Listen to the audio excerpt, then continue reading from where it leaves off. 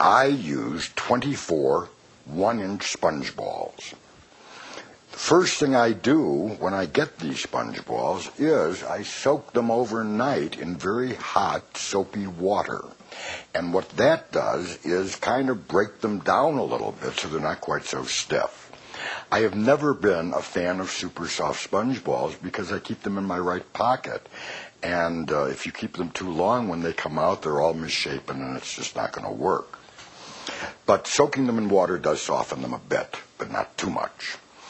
If I'm standing, as I was in the bar, all 24 balls are in my right pocket. If I am sitting, I have a different strategy.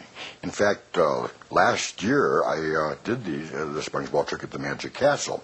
And the way I did it was, when I was introduced and came out, I had all the balls in my hand and just wasn't guilty about it at all.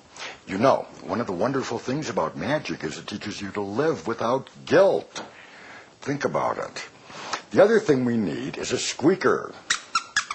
And I like this because this gives an immediate extra dimension, a dimension of sound to the routine. So, if I'm introduced and I'm going to do a seated show, and this would be my opening, these will all be in my hand. And as I sit down, I wedge them between my knees right there. And I get one ball palmed in my right hand, the squeaker in my left, and I place the ball on the table. Now, one of the great things about this trick is that the magic happens pretty quick. We're right into something happening. There's not a lot of talk. And the second good thing about this routine is it gives me the chance to find out the names of 4 people, because there are 4 questions in the routine, and if there are 4 people present, they each get a question. So I place the ball on the table, one's palmed here, the squeaker here, and I say to someone, "What do you think this is?" Magicians, of course, always say sponge balls, but lay people say all kinds of weird things, and I usually go with what they say. So, what do you think it is? Ba-dum-bump. And then I ask, have you ever heard of sawing a lady in half? Whatever the answer, I say, climb up on the table. That will get a laugh, but it also sets up what I want to do next, which is split this ball. And that is done by placing the palm ball directly on top and then doing a quarter turn to my right. The important thing is that the tip of my finger touch the table, because if it's up and people are sitting low, they're going to see 2 balls early, and that's very bad. So the tip of the finger hits the table. I freeze in this position so they can see it, and then just slowly begin moving back and forth until the 2 balls split. So now there are 2 balls, and they look alike. Well, they sort of look alike. This one squeaks, and this one doesn't. And now maybe that one squeaks, and that one doesn't. And sometimes if I'm feeling particularly goofy, I squeak, but not always.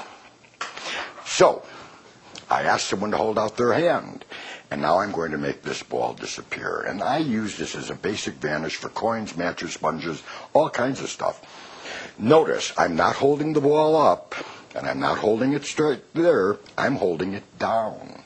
And as the 2 hands come together, these fingers just take that ball away. And the idea is for the thumb and forefinger not to move very much.